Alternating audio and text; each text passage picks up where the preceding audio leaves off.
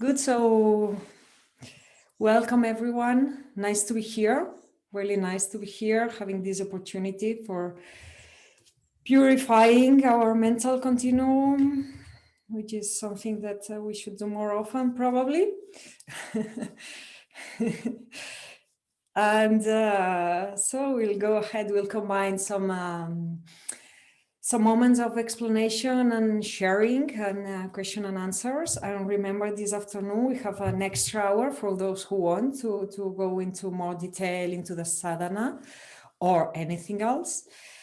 And we'll combine this with practice, mainly practice of the sadhana. And in this session, we'll do the daily practices as well to put our mind into frame. We'll do some meditation also, Lam Rim meditation at some moments, and that's what we're going to be doing. So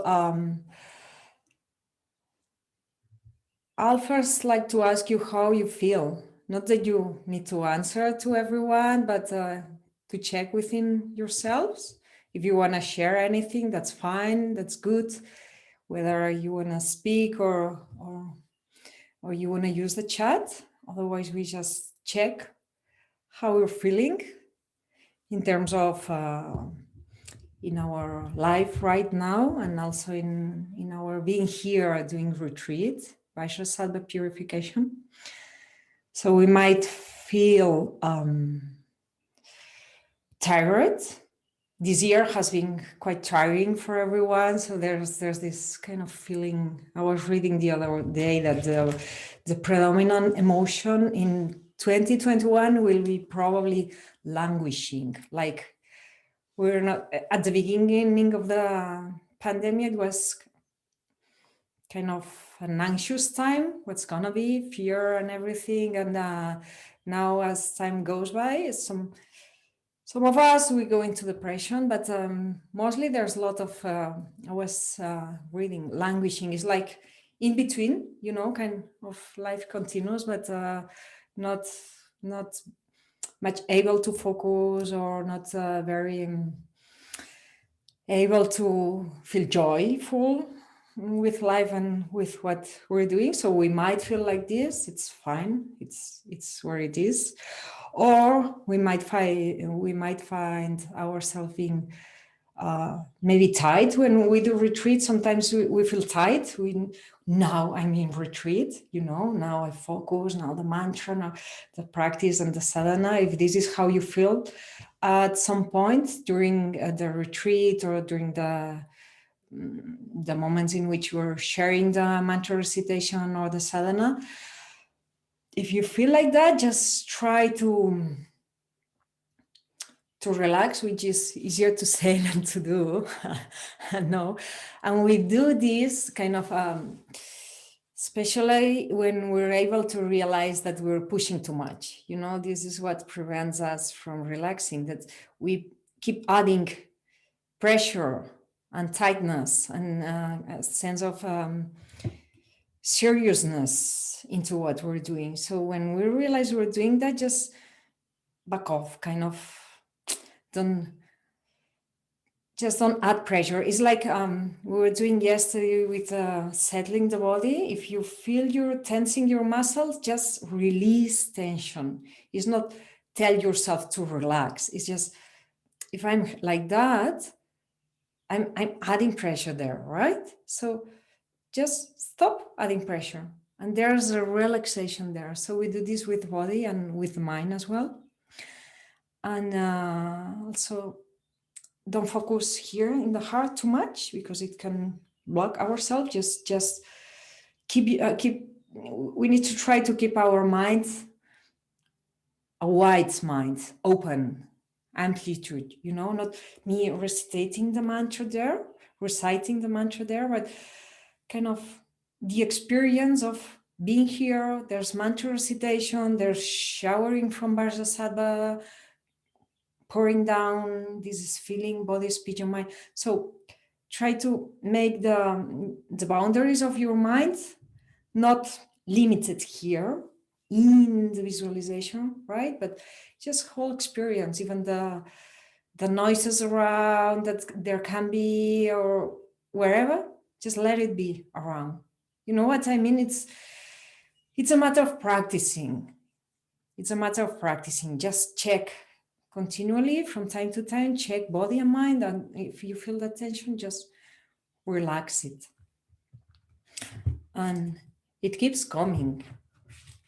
I mean, maybe we've been meditating for years, at least is my experience, but it keeps coming less and less by the time. But it's important, whether we have been meditating for a long time or not, to keep an eye on that. It's just, we're doing it, and that's good. Okay. So we're going to set our minds up for the practice, and then I might share something else I'd like to share. There's plenty of things I'd like to share, so I'll pick some.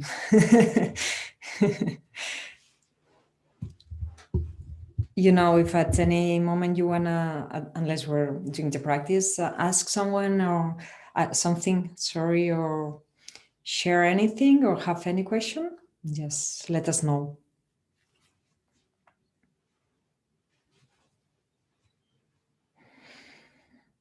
So we can start by settling our bodies and minds here where we are.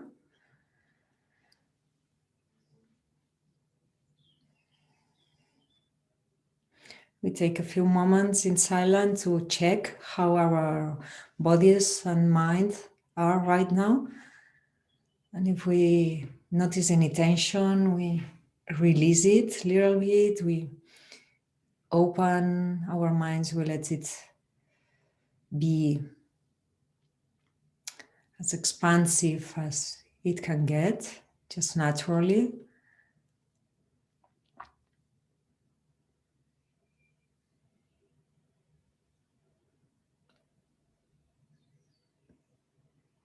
It comes a lot when we don't try to squeeze ourselves into something, being something, doing something, visualizing. Just make your mind wide here. Notice the environment, the body, mental, emotional states as well. We try to find a balance between being present but not tight. We do this in silence for a while. And we can use the breath to anchor our being here if you want.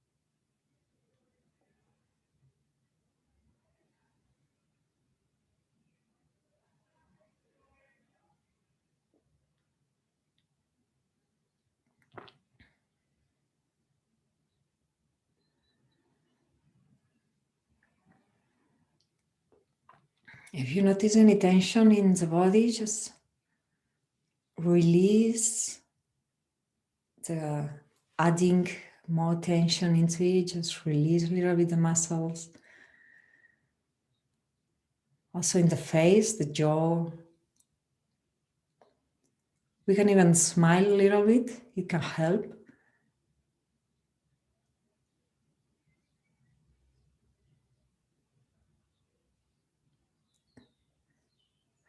Soften the eyes, as well.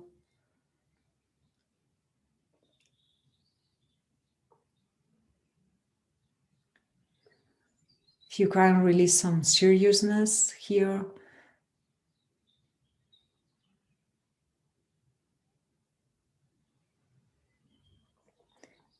It's just good that we're doing this. So that's it.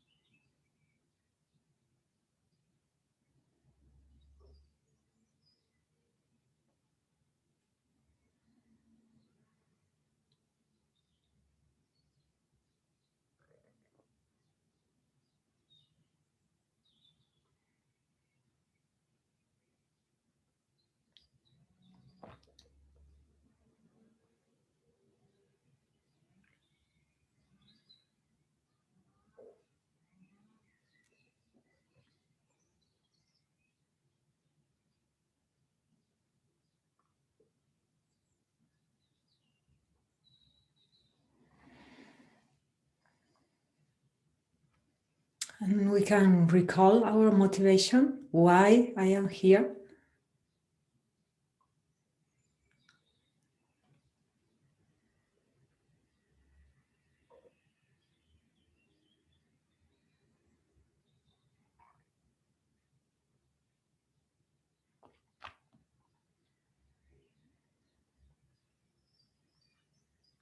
There can be many answers to that.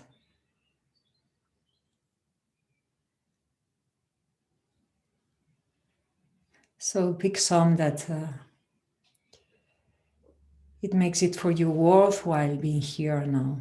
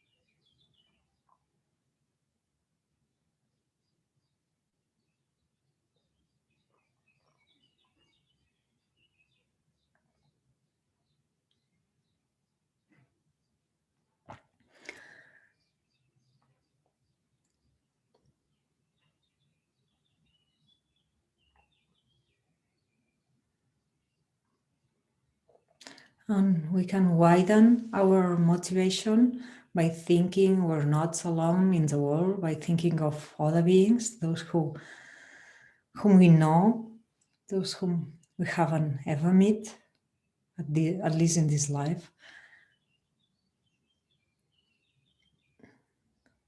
We tend to forget them because we're so caught up into our daily things, into our small world.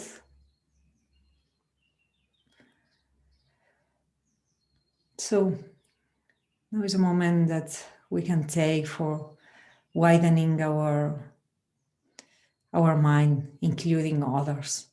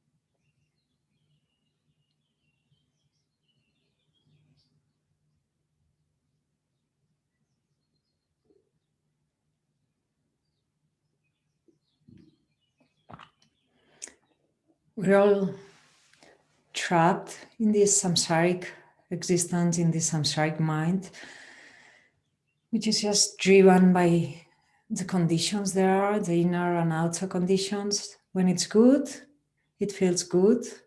It feels we don't need to do anything. It kind of goes all right many times. And when it doesn't go well, the way we want, the way we like, it's painful. And it has really painful things, and we don't choose. We don't have the power to choose.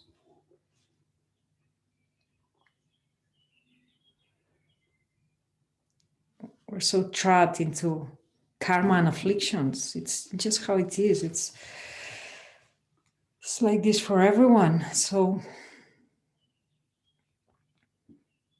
let's try to do this practice for everyone so that we can do something.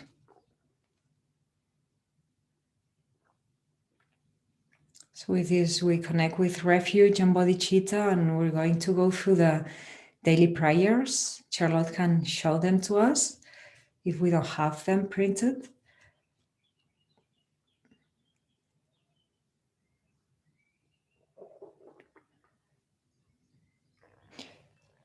So as we go through them, we try to contact with the meaning of the words.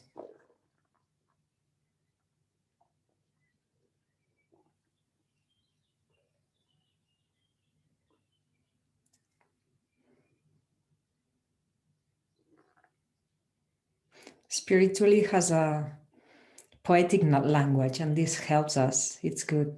It's nice.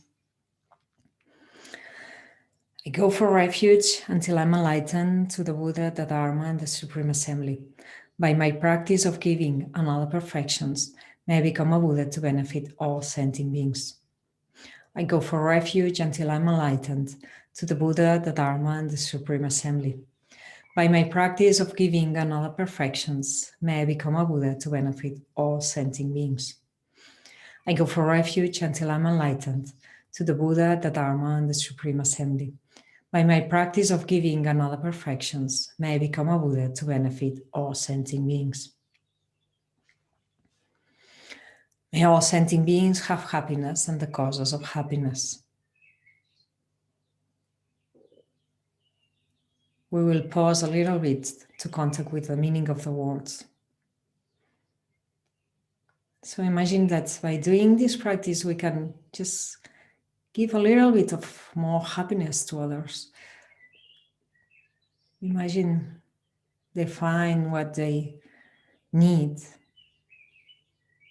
Take contact with their inner, more precious nature. And we can contribute to that.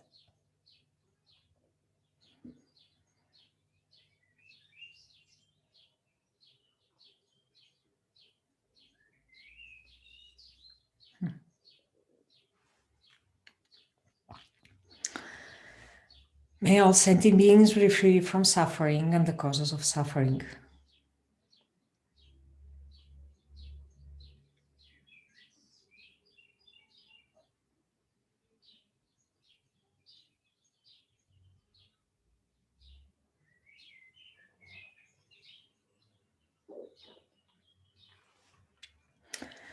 May all sentient beings be inseparable from the happiness that is free from suffering.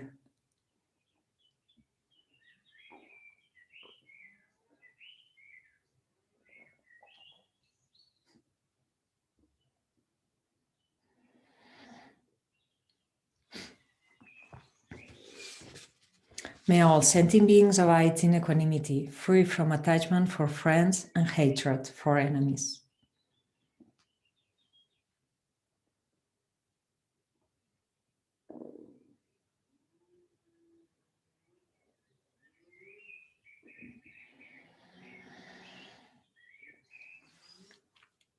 And the 7 limb prayer.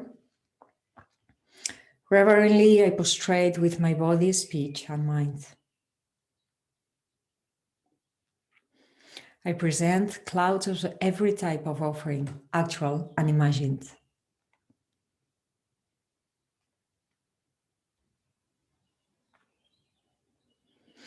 I declare all my negative actions accumulated since beginning this time.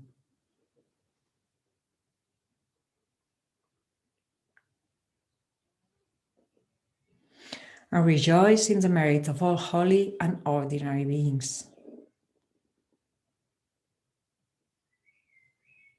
In our merit as well, in our practicing as well, in our making effort.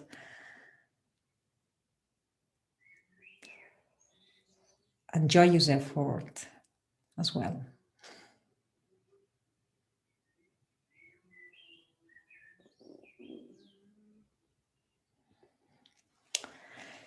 Please remain until the end of cyclic existence and turn the wheel of Dharma for living beings. I dedicate my own merits and those of all others to the great enlightenment.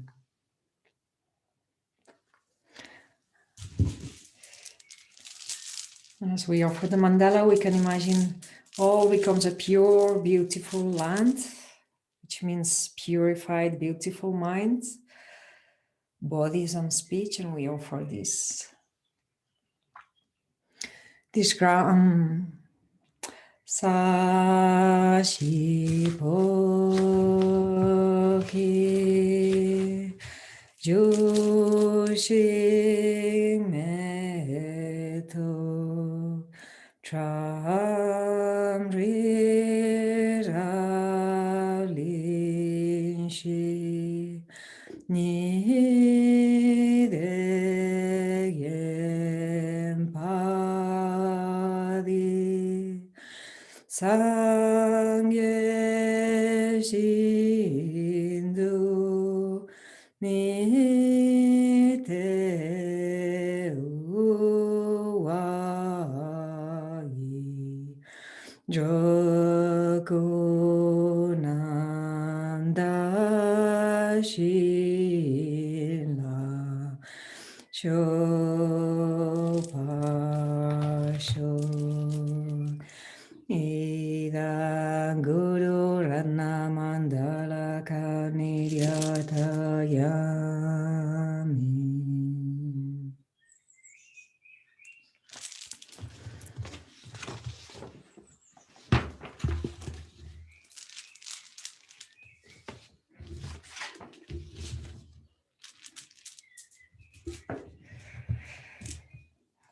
We'll do the Vajrasattva purification practice now.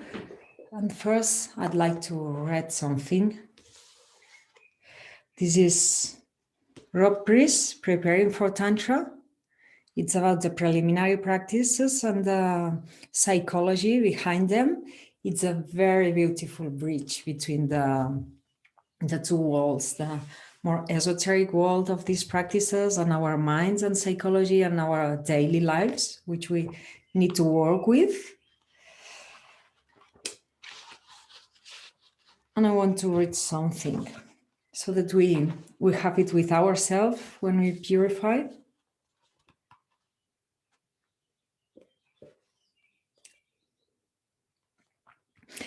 There are two levels of purification described in the Tibetan tradition. One is the wrong actions or negative actions that leave traces in the mind that endlessly ripen in suffering. So is what we've done, that it gets stuck here. And this happens because there's a reflection when we harm someone or when we harm ourselves. Try to take this not as only as conceptual, but as a meditation. There's some reflection. We're kind of a mirror. We are empathic beings. There's some kind of vibration there, and our minds are connected. So there's an experience of harm. The other being is experiencing harm. And we notice this. Sometimes it's more conscious, sometimes it's less conscious, but there's an effect. This has put a seed on our mind, or more than a seed, a configuration. It has stepped on our mind. So it stays there. And this is an experience of suffering, This is why it's called negative karma, negative actions, because just because of the result is suffering. So when the conditions will come, this ripens in which form? Suffering. And many times we don't realize until we suffer, but we don't know what we've done, what there is there configuring our minds. So this is one of the things we try to purify, we try to get rid of when we purify.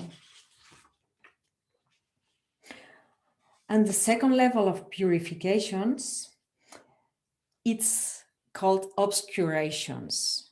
There are two types of obscurations. One are afflictive or more emotional obscurations. It's just a veil that we have there.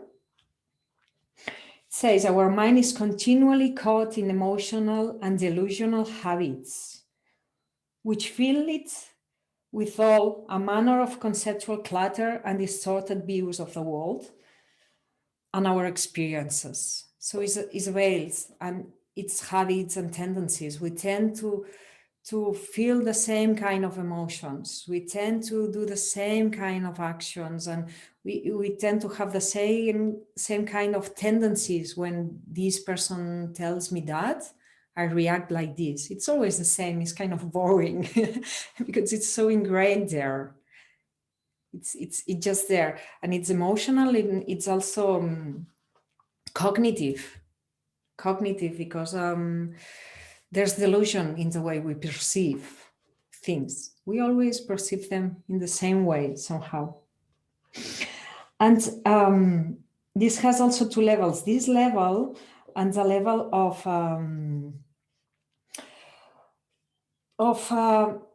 cognitive seeds, cognitive, how is it called here? I want to use the same words.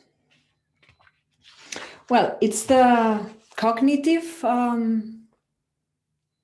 veils that prevents us from Buddhahood, from omniscience. So there's something there that makes us perceive everything as inherently existent. It's us being there. We cannot perceive all the potential of reality, all the ways reality can be expressed, all the richness and all the potential in which we can experience things and things can be experienced. We'll go into that later, but this is the most subtle level, and we also purify this when we're doing practice of Vajrasattva.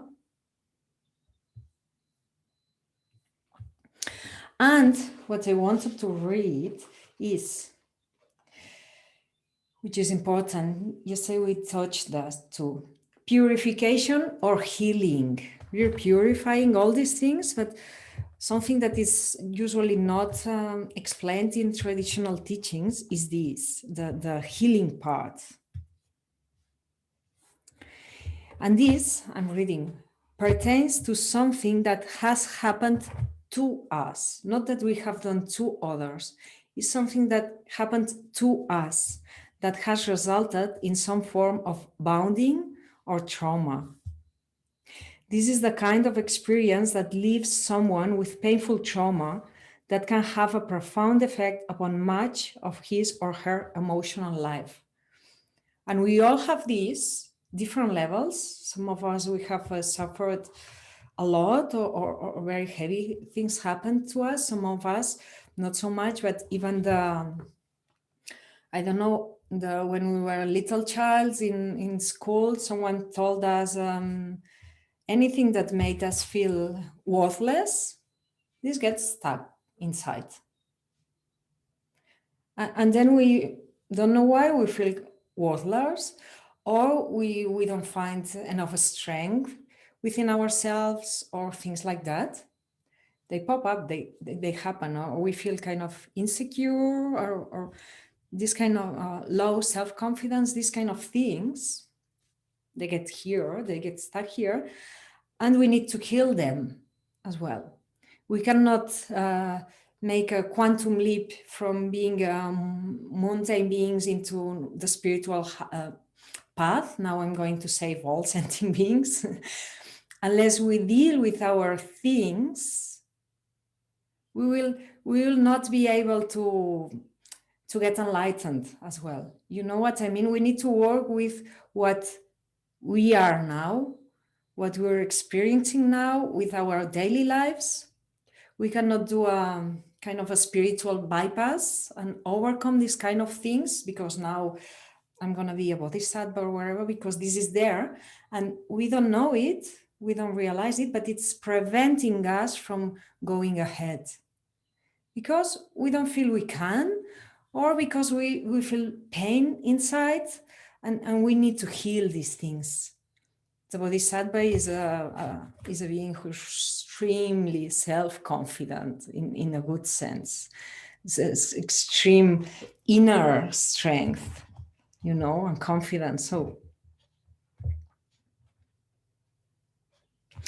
the effect of wounding and trauma on our spiritual practice also needs to be cleared. Traditionally, there's an emphasis on clearing the negative things we may have done in our life, but the wounding effect of things that have been done to us is equally important to be cleared.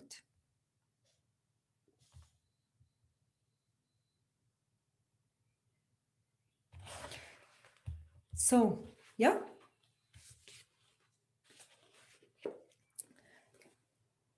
So when we recite the mantra, we can think of these things. Sometimes we only try to purify our negative actions and also vows and promises which we haven't been able to keep. We purify with Vajrasattva. Also if we have some negative things with our teachers and so on, we can purify this we do, but we can take a few moments also to purify things that we feel we need to heal, and don't feel bad because of doing this. I mean, I shouldn't be thinking only of myself. No, if we don't go through this process, we won't be able to really heal and really help others. So that's good. Is there any question? Otherwise, we go with practice. And I want to go through the sadhana also, explain a little bit the sadhana, but maybe we just do it now, and in the afternoon we can explain a little bit more the sadhana. Just for those of you who exchange all these offerings and wisdom beings and empowering deities and all of this, just go with it and we'll explain it. Just think that by doing this, the offerings, we open our minds, we put our minds in a state of generosity and openness and joy, because the offerings are beautiful, what we're offering. So this is a way of, very skillful way of helping us put our mind in a nice, joyful, not attached state. And then the empowering deities, the wisdom beings, I'll explain in more detail, but they just strengthen our visualization and our feeling of Vajrasattva being here. First is we imagine, then the actual energy is coming. In case we weren't feeling it with the wisdom beings, it's boom, it's like an extra help we have here. And then the empowering deities, they do the same. They empower Vajrasattva with, we imagine it gives full strength, but not only Vajrasattva on our crown, it empowers our own capacity for purification. This is the meaning and the psychology, not only psychology, but also the spiritually and contemplative technique. It's almost magical because we don't see it, but there's movement of energy there. And by doing all these things, we try to put our minds into this movement of energy and strengthening it. Does it make sense? So we can go into more detail later, but don't try. Of course, we need to understand what we're doing, but sometimes this is preventing us from doing it. Just trust is happening somehow. Okay.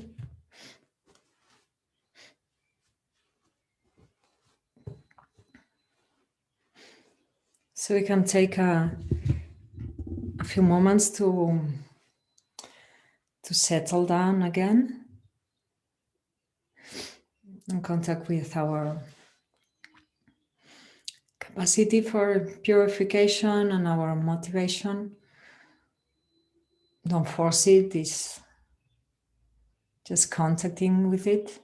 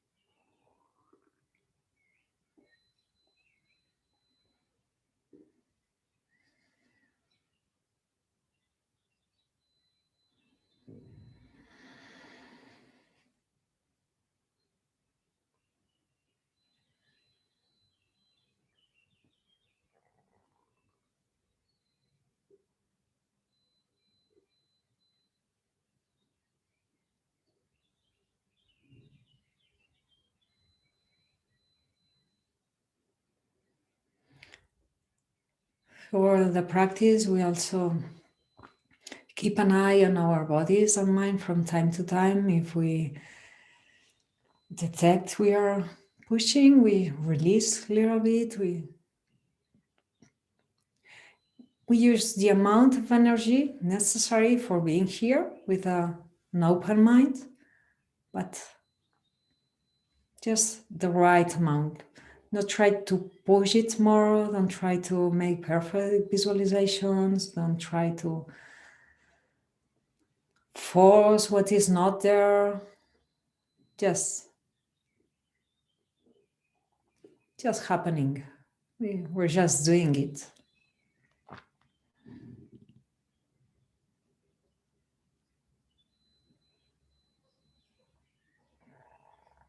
It's we're using our inner wisdom, our innate capacity for healing, for purifying. All these stains, they are superficial. They can go away.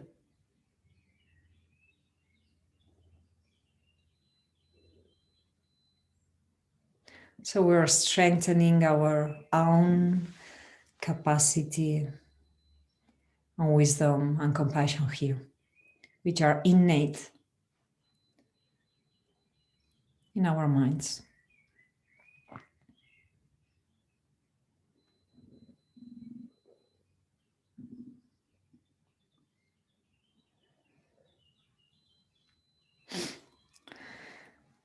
On your right side is your father. On your left side is your mother. Your enemy and those sentient beings who make you agitated are in front of you.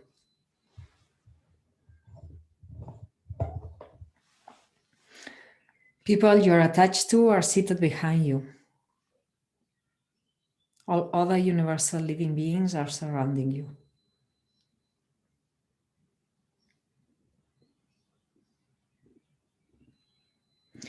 Visualize standing Heruka embracing Vajrasattva as your principal refuge object. Around him are the Dakas and the Kinis, wrathful gods and peaceful goddesses, and many other Buddhas, Bodhisattvas, and Arhats, who have completely attained the everlasting peaceful realization of enlightenment. There are 62 different deities in the Heruka Mandala. So we contact with our mind of refuge. If we open to receive help, we receive help. Buddhas, Bodhisattvas, all these great beings are around.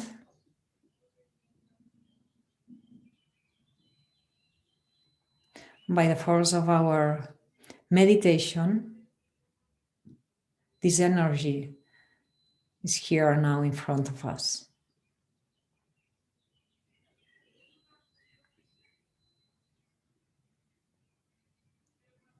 And by contacting with them, we're contacting with our inner refuge as well, our inner capacity and potential and future Buddhahood.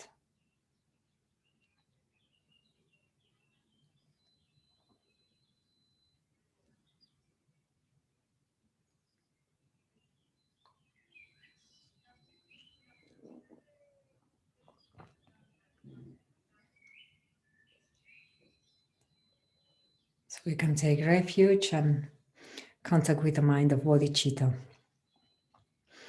I forever take refuge in Buddha, Dharma, and Sangha. I take refuge in all the free vehicles, in the Dakas and the Kinis of secret mantra yoga, in the heroes and heroines, the gods and goddesses, and in the bodhisattvas of the 10 bhumis.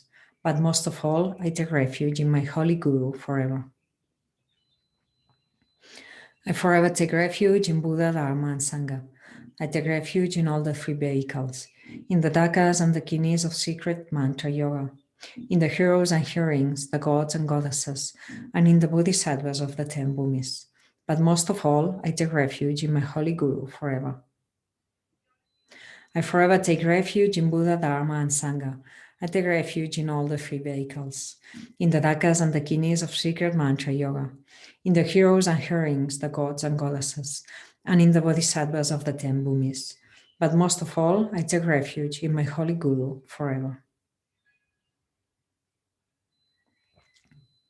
I must become Heruka, or enlightened, in order to lead all sentient beings to a sublime state of Herukahood. I must become Heruka in order to lead all sentient beings to a sublime state of Herukahood. I must become Heruka in order to lead all sentient beings to a sublime state of Herukahood.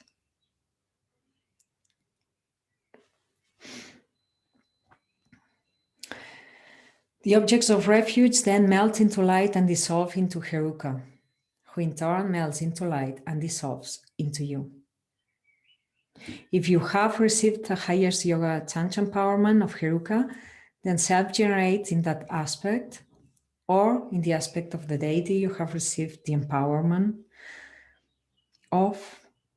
If you do not have Saijan initiation, skip the next lines of self-generation and continue with the practice on the following page. Next page. So we absorb the refuge and we become one with all the objects of refuge and with our teachers.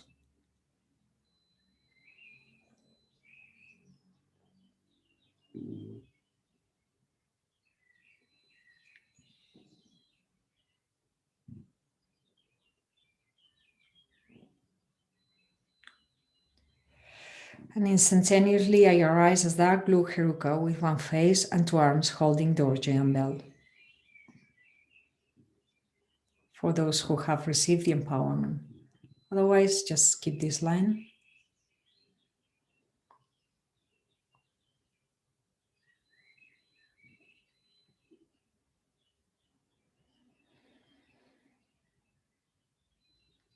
And now for all of us, Heruka Vajrasattva on top of our head.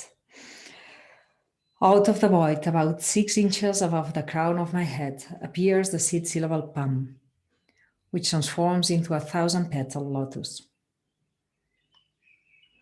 On top of the lotus appears the seed syllable A, which transforms into a moon disk.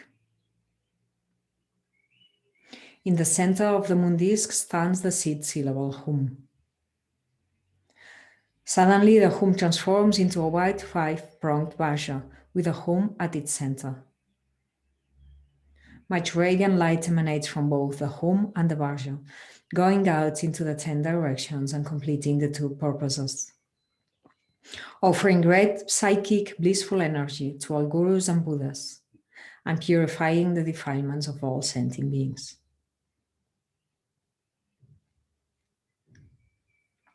The whole universe melts into light. This light then returns and is absorbed by the Hum in the Vajra. The Hum and Vajra also melt into light and transform into Heruka Vajrasattva. Vajrasattva is white.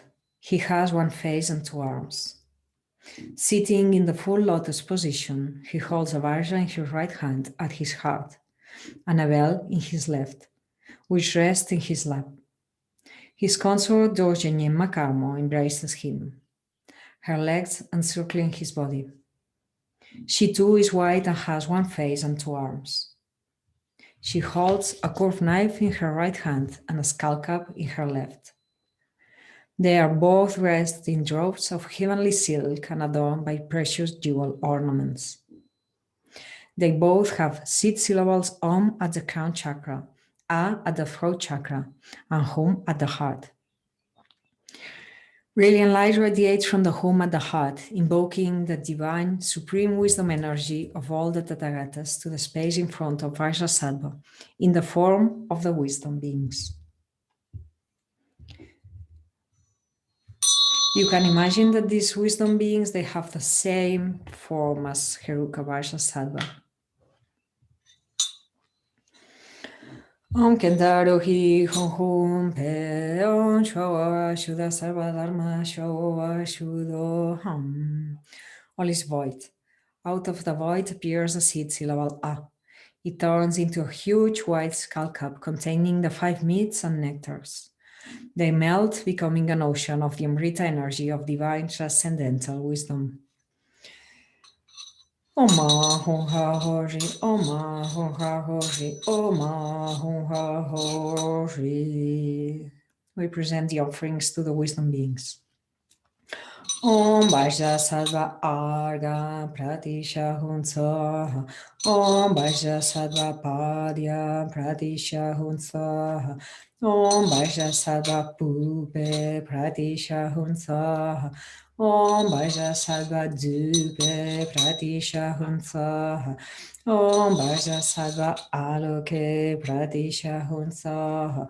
Om Vajrasattva Gende Pratisha Hunsaha. Om Vajrasattva Nyude Pratisha Hunsaha. Om Vajrasattva Hunsaha. Jahumbam Ho.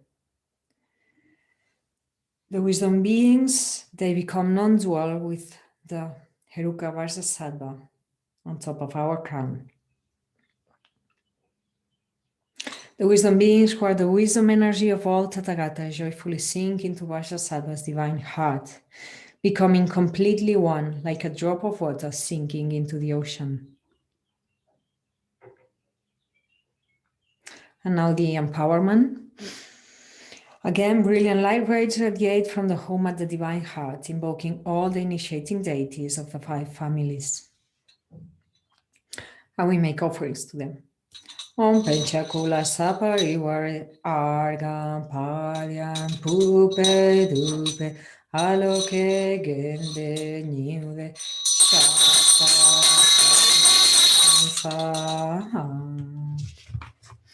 O Tathagatas, please bestow me the Heruka Vajrasattva initiation. Upon this request, all the Tathagatas hold up their initiation vases, which are full of the Amrita energy of divine transcendental wisdom, and the Amrita starts to flow.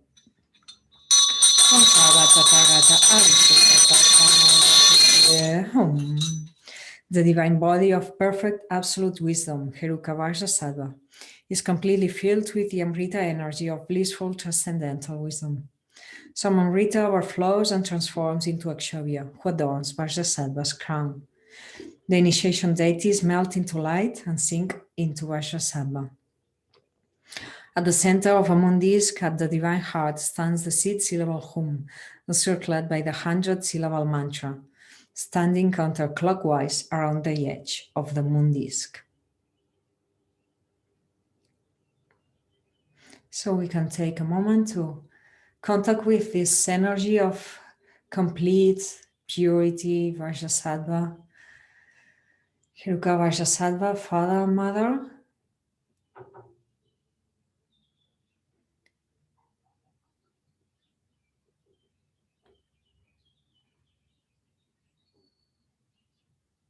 This is the complete purity of our own mind. We're going to contact with them. So by this, we're contacting with our own inner purity.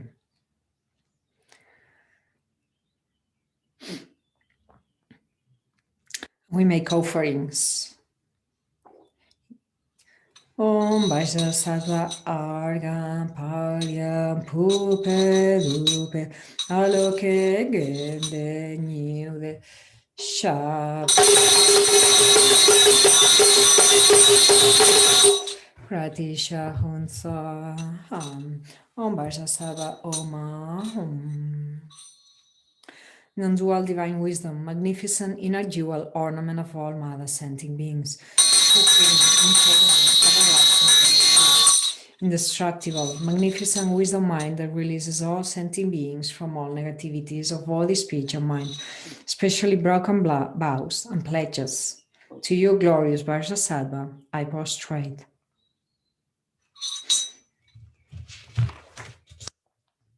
We offer the short mandala.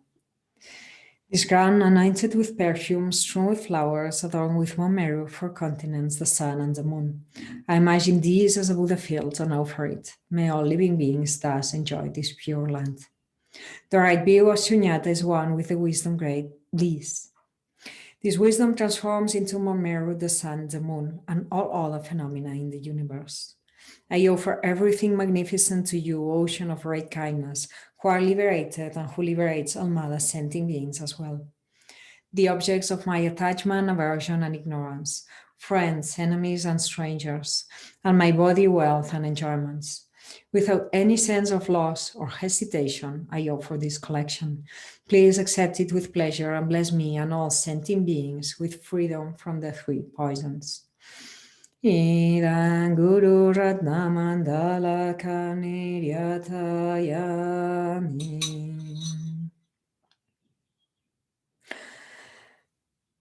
Now the power of regret, we contact with the things we want to purify here.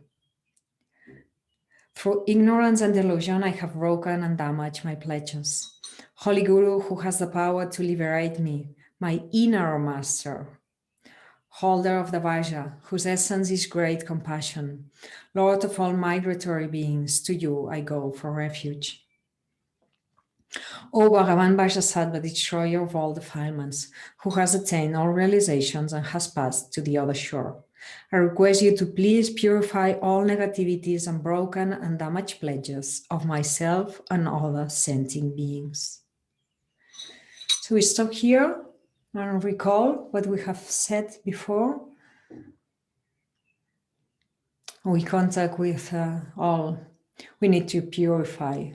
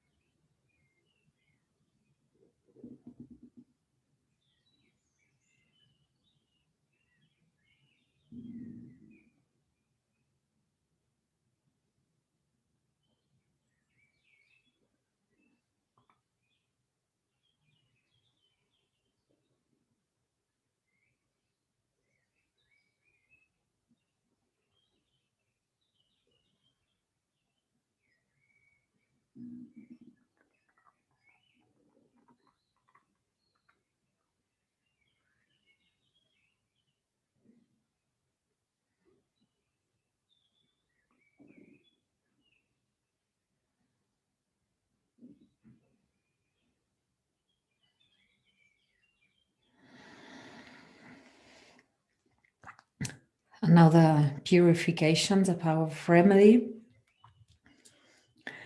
Because of this request, brilliant light radiates from the mantra rosary and the hum at the divine heart of Vajrasattva. The light purifies all negativities and obscurations of all sentient beings and becomes an offering for all Buddhas and Bodhisattvas. The essence of the perfect qualities of their holy body, speech, and mind, all their transcendental knowledge, wisdom, returns in the form of light that sinks into the home and the mantra rosary at Vajrasattva's divine heart. From the home and the mantra rosary, a stream of blissful white Amrita energy begins to flow down through the central channel of the divine couple. The Amrita flows out through their secret chakras in union and flows into me through my crown chakra. Flowing down through my central channel, this stream of transcendental wisdom, Amrita energy, fills my whole body, destroying all negativities and defilements of my body, speech, and mind. These are completely purified. And we can visualize the negativities and obscurations and everything related to the body, all the negativities going down, exiting from below, those of a speech from above, and those of mind, they get clarified and purified just by the light entering and completely filling us. You can take a few moments for each or as you need. We can do general purification or we can stop at different things as we recite the mantra. Om Vajra Heruka Samaya Manupalaya Heruka Denapatita Ditamevawa Sutukaya Mevawa Supokaya Mevawa Anurata Mevawa Savasya Mevrayatsa Sawakama Chuchame Chicham Chiram Kuru Hum Ha Ha Ha Ha Ho Bhagavan Vajra Heruka Mame Mutsa Heruka Vawa Mahasamaya Saba Ahum Pe Om Vajra Heruka Samaya Manupalaya Heruka Denapatita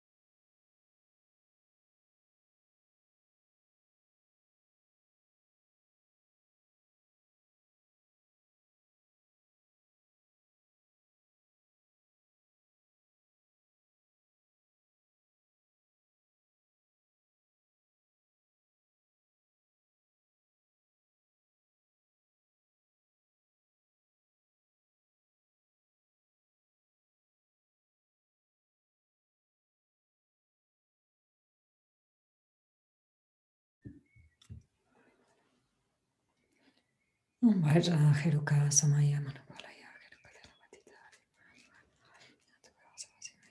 Heruka So Karma Tatanayati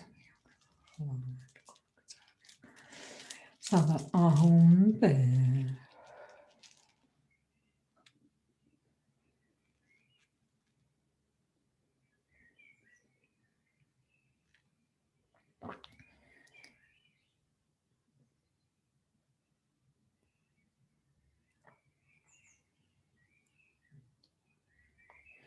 Let conscious be open, the mantra to continue to vibrate if it does.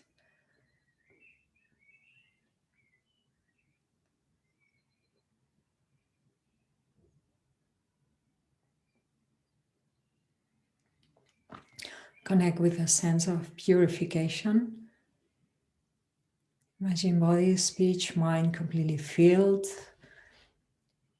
with this energy. White, clear, light and nectar, completely filling us.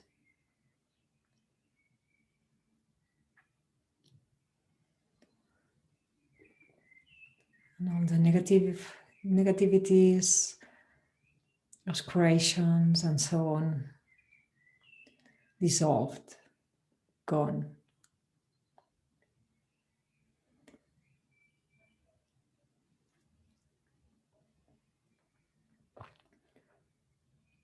Just imagine this purity and remain there. Body, speech, and mind completely filled.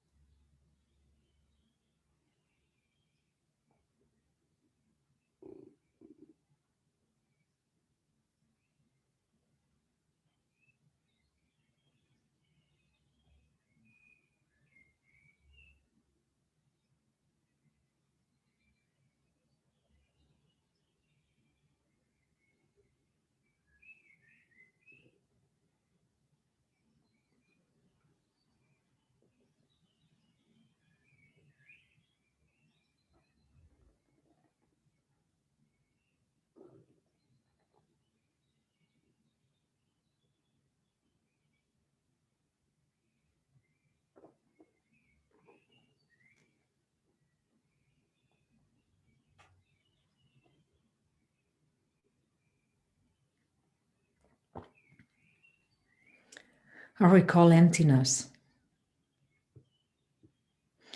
Even though everything appears inherently existent to us, no phenomenon has inherent existence.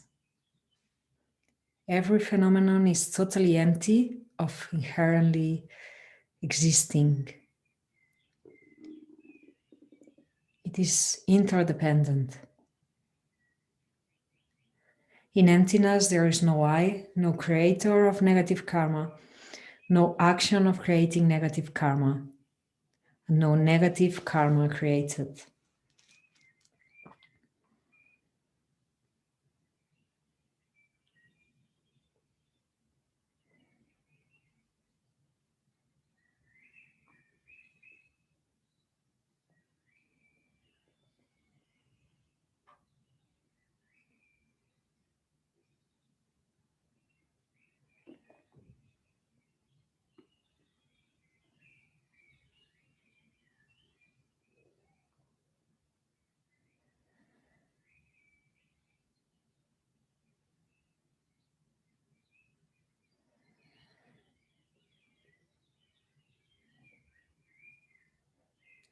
So now it's purified karma.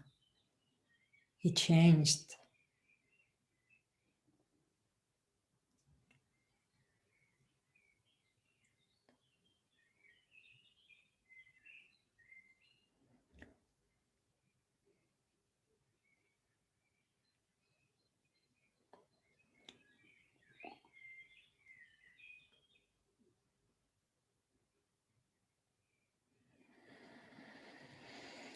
And we can make offerings and praise. as a thanksgiving. Om Vajrasattva Argam Paryam Pupeduke Aloke Gende Nive Shabta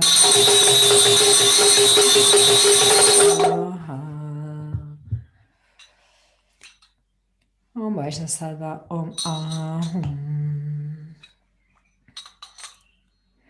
Non-dual divine wisdom, magnificent inner jewel, ornament of all mother sentient beings, everlasting, and this is you too. Indestructible, magnificent wisdom mind that releases all sentient beings from all negativities of body, speech, or mind, especially broken vows and pledges. To you, glorious Vajrasattva, I prostrate.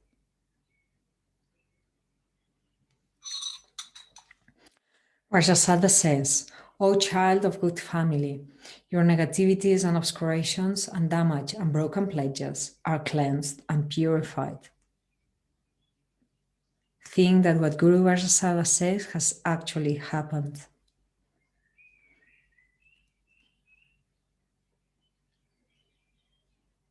All your negativities have been completely purified, with no slightest trace of defilement left on your mental continuum, which is completely pure.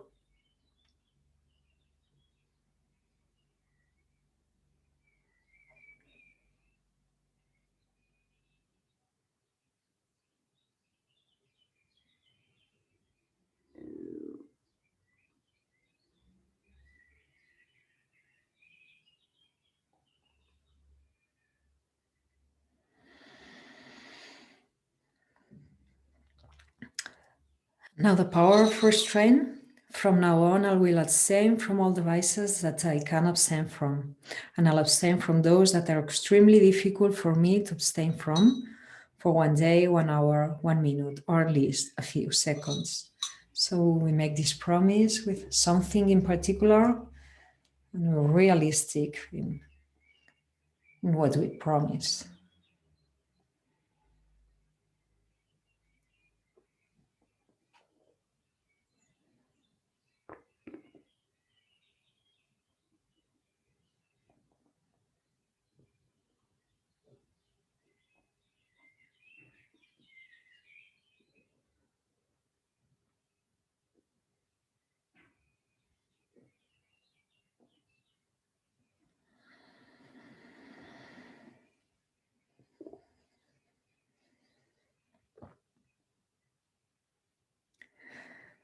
You vow to abstain from creating negative karma, pleases Guru Vajrasattva, who will know, melt into light, and absorb into you. Those who have received a great initiation, meditate on the Guru entering to the heart, otherwise the Guru enters between the eyebrows. In either case, it blesses body, speech, and mind. Dorje Nyema karma is transformed into light and is absorbed into Vajrasattva. Vajrasattva then melts into light and sinks into my heart. My 3 doors of body, speech, and mind become inseparably one with Vajrasattva's holy body, speech, and mind. Vajrasattva and I are completely one, and I enjoy the bliss of sunyata in full samadhi, beyond the dualistic view that discriminates between subject and object. This is the highest possible enjoyment. I recall emptiness while doing so.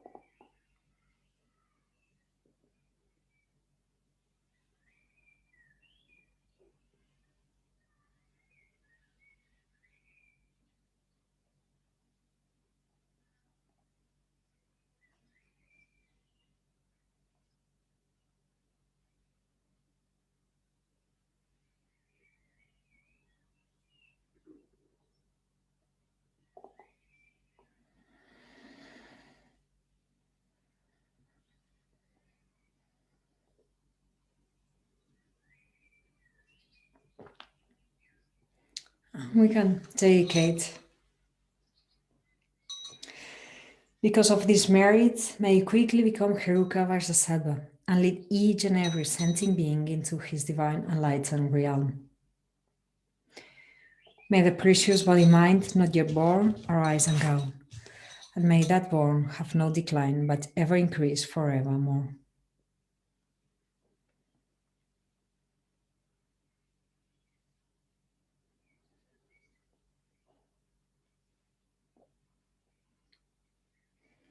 And we can dedicate in our own way. We can dedicate also that Dharma continues to be in the world, that we continue to find it, that it can enlighten beings because this is who we are, and that our gurus have healthy, long lives and continue to teach the Dharma. And we can continue to receive it and be part of their mandala.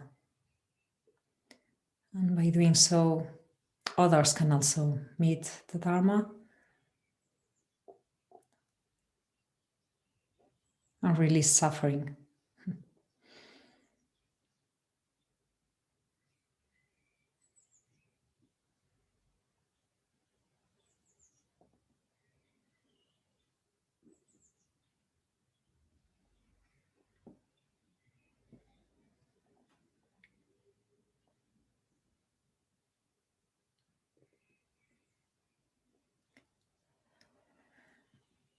So, thank you very much. We can dedicate also that we always find good conditions, and if we don't find it, that we can overcome them, and we find our inner confidence and a strength that we need in the path. And good friends along it. So, thank you. If there's any question, we can take a quick one. I'm going to write the name of the book, because it's been asked. It's Rob Rees, Preparing for Tantra.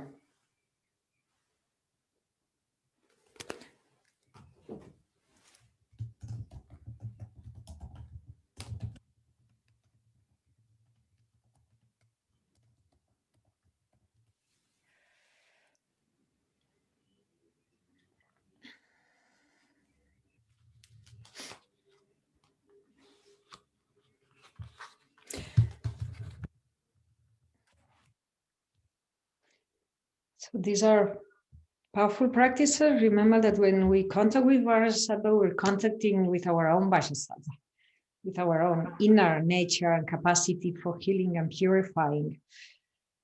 So all that we say, please Vajrasattva, we're saying it also to our own capacity. It's ourselves as well. So we are awakening, we're activating our own capacity. Yeah. Yeah, could I ask, yesterday you talked about the general Vajrasattva and the specific Vajrasattvas. I don't understand the relationship between the two. It's Vajrasattva is the general capacity of purification and purity. It's pure purity, and wisdom and compassion is the enlightened mind, which is specifically manifesting the capacity for purification and purity itself. This is Vajrasattva, and it manifests in this form, which has an effect into us. It's completely white, it's completely pure, right? And it sends all this energy, which has this capacity of purification. This is universal. By visualizing this, by imagining this, there's something innate. It activates our subtle mind in an innate way. So, for instance, in psychology, it's very well studied. When we see a red color, it activates within us, because we are all same karma, humans, and so on, same kind of minds. It activates, for instance, craving sometimes, or wanting this. No, so purity, white thing, it activates this sense of clarification, right? And like, so this is general, but then there are different practices in which we work with Vajrasattva, with the energy of Vajrasattva. So there's this practice with the short Vajrasattva meditation from Lama Rinpoche, for instance. It uses Vajrasattva, father and mother. It's union of masculine and feminine, but it uses a general mantra. This is kind of, it's universal, right? But when you do this Vajrasattva practice in the context of another tantric practice, as we're doing now, we're doing Vajrasattva in the context of Heruka practice. The Heruka practice shapes a little bit the mantra of Vajrasattva, the name, the words in the mantra of Vajrasattva. For instance, it takes the name of Heruka Vajrasattva. And it's connected with the kind of energy that Heruka has. We can have the same with Yamantaka, for instance. We do Vajrasattva also when doing the Yamantaka practice, but it can take the mantra, the vibration of Yamantaka, so the purification within the context of the practice of Yamantaka, and this with different practices. It's only this. It's just like this. Okay. Does it answer the? Yeah, no, that's great. But in terms of the mantra, in terms of this retreat, then I shouldn't be doing the general mantra. I should be doing the Heruka mantra. Well, you could be doing the general mantra as well. If you're used to the general mantra and this is your practice, you can use the general mantra here as well. If you feel more comfortable, it's fine. Okay. If we were doing Heruka retreats, within the Heruka retreat, there is always in the sadhana part, which is Vajrasattva purification, then we would be doing Heruka. Yeah. Okay. Heruka Vajrasattva mantra. But you can do the general one if you feel more comfortable with it. Well, it's just I'm more familiar with it. No problem then. You go with the one you know. Yeah. Thank you. Okay. I've sent to Julie some things. There's it's one PDF. There's the meaning of the mantra there with word by word. There's also a breathing exercise which is mentioned in the sadhana, so that you have it.